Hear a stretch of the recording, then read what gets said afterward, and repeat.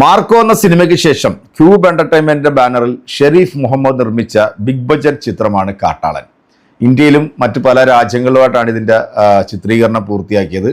ഇടിയുടെ തമ്പുരാനായിട്ടുള്ള നമ്മുടെ ആന്റണി വർഗീസ് പെപ്പയാണ് നായകനായിട്ട് എത്തുന്നത്. പിന്നെ ഒരുപാട് ക്യാമിയോസിനെ ഈ സിനിമയ്ക്കകത്തോട്ട് കൊണ്ടുവന്നിട്ടുണ്ട്. വളരെ പ്രധാനപ്പെട്ട ഒരു റോൾ ചെയ്തിരിക്കുന്നത് നമ്മുടെ സുനിലാണ്, തെലുങ്ക് നടൻ. പുള്ളിയാണ് ഇതിനകത്ത് മെയിൻ നെഗറ്റീവ് ഷെയ്ഡിൽ വരുന്നത്. പിന്നെ നമ്മുടെ കബീർ ദുഷ്യന്ത് സിംഗ്, പുള്ളിയും നെഗറ്റീവ് ഷെയ്ഡാണ്. പിന്നെ നമ്മുടെ ജഗദീഷ് ഇതിനകത്ത് നല്ലൊരു ക്യാരക്ടർ ചെയ്തിട്ടുണ്ട്. പിന്നെ സിദ്ദീഖ് ഉണ്ട്. അങ്ങനെ വലിയ വലിയ താരനിരയാക്കുന്നുണ്ട്. ഇതിനകത്ത് ഇൻട്രോവല് കഴിയുമ്പോഴത്തേക്ക് ഒരു നടിയും കൂടെ വരുന്നുണ്ട്. ഞാൻ ആദ്യമായിട്ടാണ് കാണുന്നത്. ദശ്ര വിജയൻ എന്നാണ് പേര്.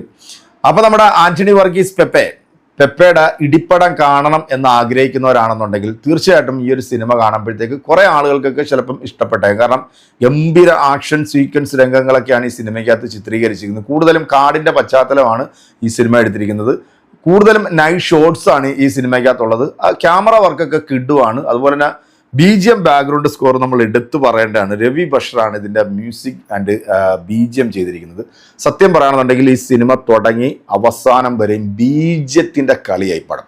BGM എന്ന് പറഞ്ഞു കഴിഞ്ഞാൽ ആവശ്യത്തിനും അനാവശ്യത്തിനും നമ്മളെ അങ്ങോട്ട് നശിപ്പിച്ച് കളയുക. ഡയലോഗ് എന്ന് പറയുന്ന സാധനം വളരെ കുറവായി സിനിമയ്ക്കകത്ത്.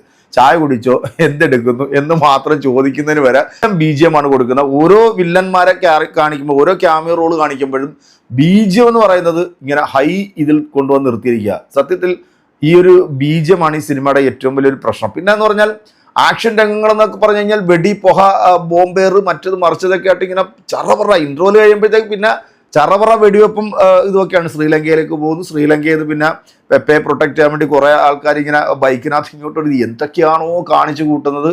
സത്യം പറയാം, നമ്മുടെ കിളി പറന്നു പോകും എന്ന് വേണം പറയാൻ. ഈ ആന്റണി വർഗീസിന്റെ പടം കാണാൻ, അല്ലെ കാട്ടാളൻ എന്ന് പറയുന്ന സിനിമ വലിയ ബഡ്ജറ്റിൽ എടുത്തൊരു സിനിമയാണ്. മാർക്കോ സിനിമയ്ക്ക് ശേഷം വലിയൊരു വയലൻസ് ചിത്രമായിട്ടാണ് വരുന്നത്. 18+ കൂടെയാണ് കേട്ടോ സിനിമ. അത് സെക്കൻഡ് ഹാഫിലേക്ക് വരുമ്പോഴത്തേക്ക് കുറേ വയലൻസ് രംഗങ്ങളുണ്ട്. അതിനകത്ത് എടുത്തു പറയേണ്ടതെന്ന് പറഞ്ഞാൽ ഈ സുനിൽ ചെയ്തിരിക്കുന്ന ഒരു ക്യാരക്ടറുണ്ട്. സുനിലിൻ്റെ വില്ലൻ ക്യാരക്ടർ. പുള്ളി അത് നൈസായിട്ട് ചെയ്തിട്ടുണ്ട് കേട്ടോ. ഇല്ല എന്ന് നമുക്ക് പറയാൻ പറ്റത്തില്ല. പുള്ളി നന്നായിട്ട് ചെയ്തിട്ടുണ്ട്. പോൾ ജോർജാണ് സിനിമ ഡയറക്റ്റ് ചെയ്തിരിക്കുന്നത്. എന്താണ് ഇതിൻ്റെ കുഴപ്പമെന്ന് ചോദിച്ചു കഴിഞ്ഞാൽ കഥയാണ് ഇതിൻ്റെ പ്രശ്നം.